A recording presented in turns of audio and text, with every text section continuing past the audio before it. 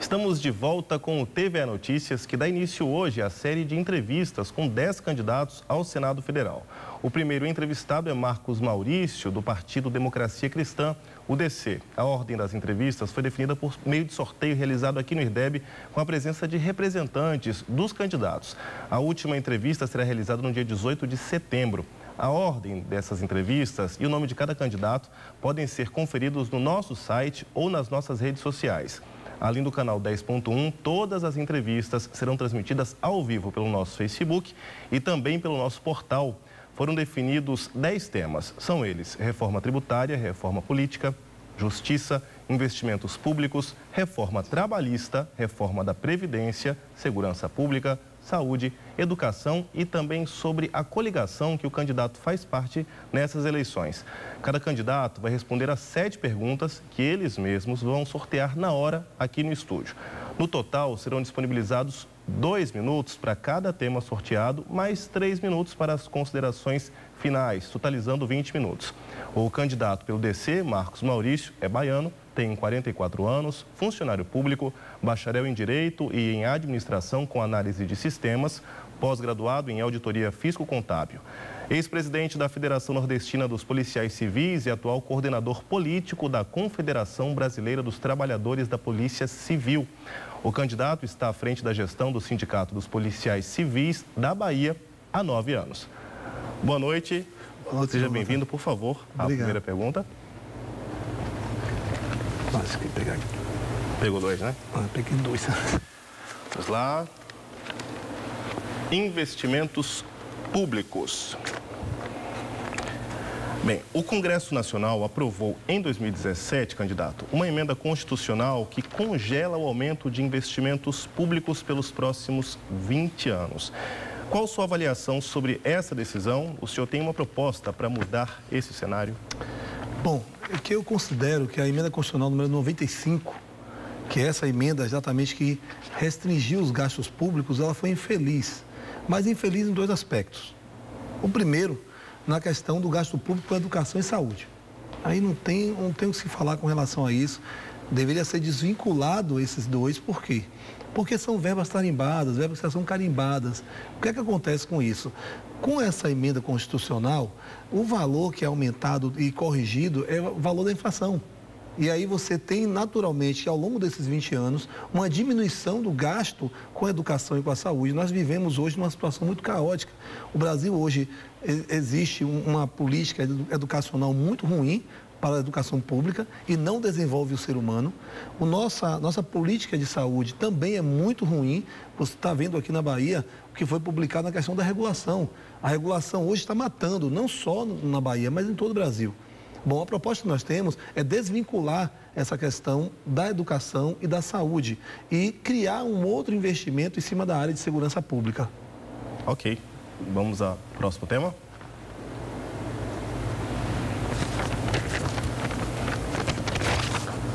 Justiça. Perdão aqui, candidato.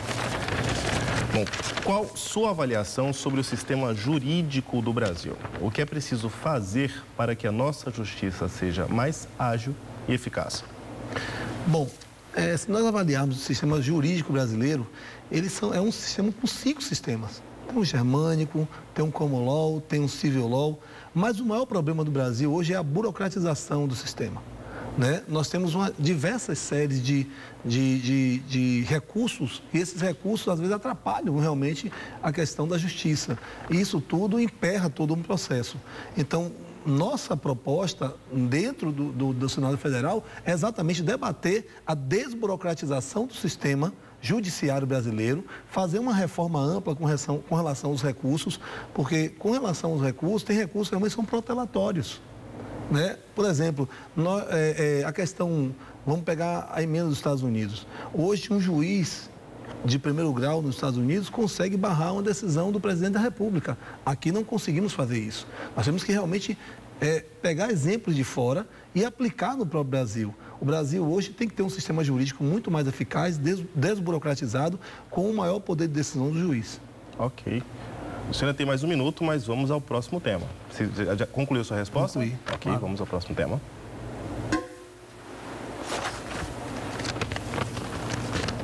Educação. Bem, qual a avaliação do senhor sobre o sistema de educação brasileiro? Como ampliar o acesso, a permanência e a qualidade do ensino no país? Que propostas para essa área o senhor pretende apresentar? Bom, no Brasil, nós temos que aplicar um sistema que seja um modelo educacional, porque o nosso problema é um modelo educacional. A qualidade está no modelo. A qualidade não está na abertura de vagas, né? Se você perceber, nós temos hoje na Bahia realmente colégios que foram fechados pelo governo do estado e que tem abertura, a demanda, ela é suficientemente, a oferta, ela supre a demanda. A questão é a qualidade do ensino. Vejamos então o seguinte, um profissional de qualquer área. Se você perceber, nós temos hoje, de analfabetismo, hoje aqui na Bahia, nós temos mais de quantos analfabetos hoje na Bahia? Mais de 1.500.000 analfabetos na Bahia. Nós temos que hoje fazer o quê? Criar qualidade de ensino para que as pessoas que tenham acesso ao ensino fundamental e médio possa ter, de fato, uma educação de qualidade para que vou chegar na faculdade, vou ter realmente a capacidade de terminar o curso e ser um bom profissional. Uma outra área interessante é que, se você perceber, os empregos na Bahia existem em alguns casos, o que falta é qualificação. Então, a proposta nossa é criar realmente cursos técnicos de acordo com a região, o potencial daquela região. Se for uma região agrária, curso de técnico agrário, curso de engenheiro de agricultura e aí por diante. Outra coisa também, na área industrial, a mesma coisa. Então, o ensino médio de qualidade, o ensino fundamental de qualidade e o ensino técnico profissionalizante de qualidade realmente vai começar a desenvolver pessoas. O que nós temos aqui... 30 segundos para esse tempo. O que nós temos aqui na Bahia hoje é várias pessoas que terminam o segundo grau, não têm uma educação adequada, vão à faculdade e não conseguem apenas interpretar um texto. Essa é a grande verdade. Ok, vamos para o próximo tema.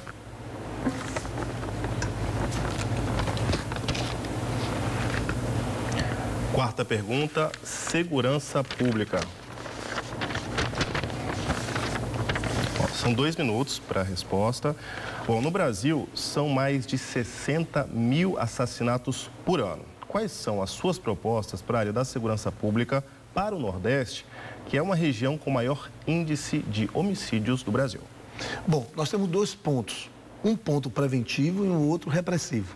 De forma repressiva, eu vou trazer à tona um tema muito polêmico, mas que eu vou defender isso no Senado Federal. Nós temos até um projeto sobre isso. É a instituição da prisão perpétua para quem comete assassinatos. Mas que tipo de assassinatos? São os assassinatos com meios cruéis, né? A emboscada, pai, mãe que matam filhos, filho que mata pai e mãe. Dependendo do que acontece dentro do sistema, na verdade, do assassinato, esse cidadão ele vai ser penalizado com a prisão perpétua. E esse é um sistema que tem que ser implantado no Brasil. São mais de 60.000 mortes por ano. A Bahia lidera esse número de forma absoluta por 7 anos consecutivos. E um outro modelo também que nós estamos colocando de forma preventiva para diminuir ao longo do tempo essa questão da diminuição da violência, é a elucidação do crime. A cada 100 baianos mortos, 94 não têm autoria, ficam impunes. Ou seja, isso é um estímulo a quê? A que aquela pessoa continue praticando o crime de homicídio. Então, nós queremos modificar o modelo de investigação criminal, o modelo de inteligência policial. Para que isso? Para que a gente possa, primeiro, desvincular o poder da inteligência policial da política, porque na Bahia está instituído dessa forma, e uma investigação criminal muito mais célere, desburocratizada. Mais 30 segundos para esse tema. Uma investigação criminal muito mais célere, desburocratizada, e uma investigação que seja universalizada. Nós temos um problema muito sério na Bahia, né? Os cargos não se falam. Tem que ter valorização, capacitação e estrutura para fazer a investigação. Ok, vamos para o nosso 5º tema, candidato. Reforma da Previdência. Bem, o governo Temer apresentou no ano passado uma proposta de reforma da Previdência. Na primeira proposta, sugeriu que o período previsto de contribuição fosse de 49 anos para obtenção de benefício integral. A proposta também previa regras mais rígidas para a aposentadoria de servidores e deixava de fora as Forças Armadas, apesar do déficit da Previdência dos militares. Houve uma resposta negativa por parte da população para essa primeira proposta. O governo recuou e não conseguiu votar essa pauta. O senhor concorda com essa proposta e como o senhor enxerga a situação da Previdência Pública brasileira? Bom, a Previdência, com relação a isso, eu não concordo com essa proposta. Essa proposta simplesmente aliada com a reforma trabalhista e com a instituição da terceirização, as atividades fins passaram, então, podendo ser terceirizadas, passamos, então, a escravizar o trabalhador. Se você analisar os 3 institutos que foram aprovados, os 2 que foram aprovados e esse que foi proposto, linkaram entre eles, de forma sistemática, em simplesmente escravizar o trabalhador. E isso não pode acontecer. Com relação à reforma da Previdência, nós temos que discutir uma reforma da Previdência, sim. Agora, uma reforma da Previdência que satisfaça o trabalhador, deixe ele numa idade média que ele possa realmente ainda se aposentar e possa curtir a vida dele, olhar a família, os netos e também, de outro lado, favorecer a questão do governo para que dê manutenção a essa reforma. O que nós estamos vivendo hoje é uma reforma realmente que não dá para se passar de maneira nenhuma. Não vamos pensar nessa reforma. Essa reforma vai empurrar o trabalhador, ele vai simplesmente trabalhar até morrer. Com essa reforma trabalhista que foi feita e essa reforma, essa proposta que foi colocada, o trabalhador não vai ter aposentadoria. Essa é a grande verdade. Isso está colocado, isso, gente, está exposto isso. Só é avaliar, ler a reforma que foi feita trabalhista, a lei que instituiu a terceirização e tirou a atividade meio, que é a atividade que pode ser terceirizada, e a questão da reforma da Previdência. 30 segundos. Não? Conclui sua resposta? Vamos agora ao penúltimo tema, candidatos. Continuamos nas reformas, mas agora a reforma trabalhista. O Congresso Nacional aprovou em 2017 uma reforma trabalhista. Como o senhor analisa as mudanças que foram aprovadas? Bom, a primeira crítica que eu faço, que acabou com a questão da segurança jurídica do trabalhador, é a questão do acordado sobre o legislado. Isso não pode acontecer em lugar nenhum, gente. O que está acontecendo hoje é que você acordar com o empregado uma situação e fechar o contrato com ele, e depois disso o trabalhador não ter como provar que ele ultrapassou a questão do contrato de trabalho, isso não pode acontecer. O órgão fiscalizador, a Justiça do Trabalho tem que ser fortalecida assim, no sentido de promover um equilíbrio de forças. O trabalhador, com certeza, quando entra no trabalho, ainda mais que hoje a oferta é muito menor que a demanda, ele se submete até a um trabalho escravo. Então, nós temos que ter uma legislação muito mais forte, isso passa pela questão econômica também, e uma questão também educacional, porque quanto mais nós tivermos trabalhadores qualificados, realmente o inverso acontece. Nos Estados Unidos, por exemplo, não existe lei trabalhista, mas também você tem um alto índice de profissionais qualificadíssimos, e aí você tem um equilíbrio de forças com relação a isso. Você tem nos Estados Unidos uma educação forte, uma educação pública forte, que você pode realmente fazer esse tipo de política. Aqui no Brasil, nunca pode fazer isso, porque o governo abandonou a educação pública, e hoje é uma péssima educação. Você tem hoje um trabalho de formação técnica muito ruim, e você tem o quê?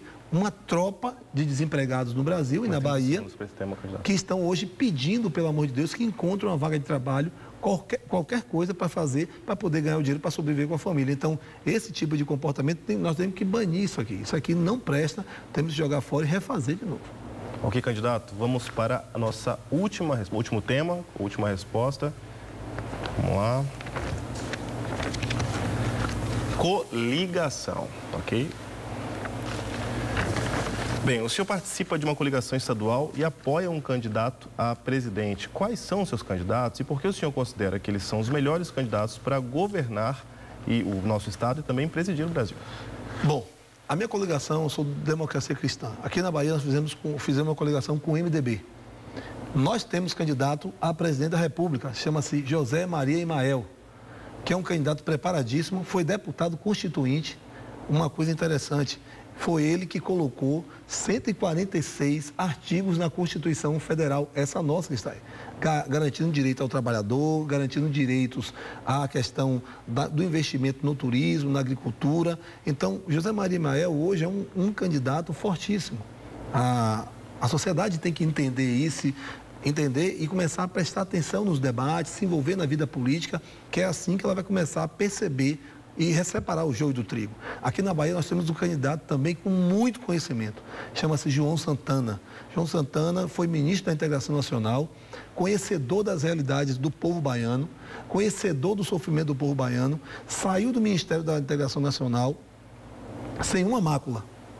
Homem honesto, com 74 anos de idade, 50 anos de vida pública e vive uma vida modesta, porque eu conheço muito bem, uma pessoa inteligentíssima, conhece muito bem a realidade da Bahia, tem muito conhecimento com relação à economia, com relação aos serviços públicos, e nós temos sim essa fé de que ele possa chegar no segundo turno e aí virar o jogo contra Rui Costa, como ele é o candidato. Aqui na Bahia nós temos também na chapa majoritária, eu, que sou o candidato a senador, junto com um médico chamado Jorge Viana, que é um médico, dono de um hospital lá de Ilhéus, uma pessoa também de muito conhecimento, foi também deputado constituinte, e hoje nós estamos formando a frente Juventude com a experiência dos dois, e com certeza absoluta nós vamos crescer muito aqui ainda e vamos dar muitos frutos para a Bahia. Tá certo. O senhor respondeu aos 7 temas, porém o senhor não usou os 2 minutos, né, previstos, estipulados para cada tema. Então, agora nas considerações finais, de acordo com a produção, não é isso? O senhor tem aproximadamente 5 minutos e 40 segundos para as suas considerações finais. Lembrando que o senhor foi o primeiro, nossas entrevistas seguem até o dia 18 de setembro. Estamos transmitindo também por meio do nosso Facebook e no nosso portal. Candidato, suas considerações finais a partir de agora. Bom, eu gostaria de chamar a atenção do povo baiano a necessidade dessa mudança. Nós temos que fazer uma mudança no nosso estado. Se você tem visto a sua realidade, você abre a sua porta de casa e olhe e pergunte para você mesmo: eu estou seguro ao sair de casa? Será que ao sair de casa eu posso sair com tranquilidade e não ser alvejado por uma bala perdida, não posso ser assaltado? A nossa segurança pública é a pior do país. Nós temos uma educação que nós somos campeões em analfabetismo no Brasil. Nós temos a regulação que mata todo o tempo. As pessoas, o hospital, por exemplo, de Ilhéus, o Costa do Cacau, o governo do estado fechou 2 hospitais. Esses 2 hospitais tinham exatamente mais de 225 leitos para atender 3 municípios. E o Costa do Cacau tem 224 leitos para atender 64 municípios. É essa a política que você quer? A mesma coisa é aqui em Salvador. Criou o Hospital do Subúrbio, que custa 170 milhões de reais por ano. Um hospital público, como o Roberto Santos, que tem a mesma capacidade dele de leitos, de atendimento de complexidade, custa 25 milhões de reais. Será que é isso que você quer para o seu estado? O desemprego na Bahia chegou a 1 milhão e 400, muitos dizem que chegou a 2 milhões de desempregados. E nós temos uma agricultura fragilizada. O governo do estado simplesmente aplicou 0,25 do orçamento de 40 bilhões na agricultura e disse que aplicou 1 bilhão e 200 milhões na agricultura familiar, o que é uma mentira. Então, nós temos o que hoje? Nós temos um estado com muita propaganda, a segurança pública caótica, são mais de 7 mil mortos somente em 2016, mais 6.500 mortes em 2017. Nós estamos chegando a um percentual de 5 mil mortes agora em 2018. Será que você quer isso para a sua vida? Se você quer isso para a sua vida, continue votando nessas pessoas. Ou então vote para o outro lado. Porque quem está fazendo oposição a ele tem o mesmo modo de governar, tem a mesma forma, o mesmo olhar. Mas, na verdade, o que nós temos para propor para vocês, a nossa chapa, é uma geração de emprego e renda através da agricultura de fato, regionalizada, o cacau sendo potencializado. Isso é importante falar sobre isso. A mamona, o sisal. Aqui em Salvador nós temos um problema muito sério. Nós temos mais de 370 mil desempregados. E nós temos um problema muito sério aqui na capital. Ninguém investe nas pequenas e médias empresas. Vou dar um exemplo aqui muito simples. Os atacados que são colocados aqui em Salvador, todos eles têm investimento de fora. São chineses, pessoas da Ásia, pessoas da Europa e alguns sócios aqui no Brasil. E esse dinheiro, o lucro disso é levado para fora do Brasil. E o que fica aqui é o desemprego, porque uma empresa dessa, um atacado desse, diz que gera 400 empregos. Ele gera 100 empregos diretos e 300 empregos de empresas que colocam seus produtos para lá para vender. Então, não gera 400 empregos. Pelo contrário, ele desemprega muito mais, porque os pequenos supermercados, pequenos e médios supermercados, ele está desempregando a cada dia que passa. Em 2019, 2020, eu não sei se vão existir mercados médios e pequenos. Então, nós precisamos dar uma solução para isso. E eu, do Senado, vou propor algumas questões para que a gente possa mudar esse jogo. Nós temos que gerar emprego e renda, nós temos que gerar uma educação de qualidade, e a educação de qualidade é voltada para quem? Para esse jovem, para essa mulher que quer trabalhar. Nós temos que capacitar esse cidadão e colocar ele como profissional. Gerar emprego para ele. Mas gerar como? Gerar emprego a partir de uma capacitação educacional. E para isso a nossa proposta é uma educação qualificada, com método muito semelhante aos colégios privados, para dar igualdade de ensino e questão profissionalizante. Criar uma escola para fazer o quê? Profissionalização daquelas pessoas que saem do ensino médio e querem se profissionalizar, de acordo com o seu potencial da região. Um outro ponto interessante é que a nossa proposta é criar hospitais regionais como Conquista, Feira de Santana, Barreiras, Ilhéus, Itabuna, Teixeira de Freitas e outros municípios que são sedes de regiões com alta complexidade de atendimento. Hospitais com alta tipo hospitais privados daqui de Salvador. Para que isso? Para desafogar. As pessoas estão vindo para Salvador através daqueles transportes de fora do domicílio, trazendo pessoas para cá para serem atendidas. E muitas vezes, muitas pessoas morrem lá ainda, porque não teve o atendimento, não teve o tempo. Para suas considerações. Bom, finalizando, gente, você está em sua casa, você não pode esperar resultados diferentes votando nas mesmas pessoas, votando nos mesmos grupos. Inove, renove, vote na mudança. Marcos Maurício, senador 277, Jorge Viana, 150 e nosso querido João Santana, 15. Vote e você vai ver a transformação que a Bahia vai ter, uma transformação para melhor. Obrigado, candidato. Obrigado pela sua participação aqui no nosso programa.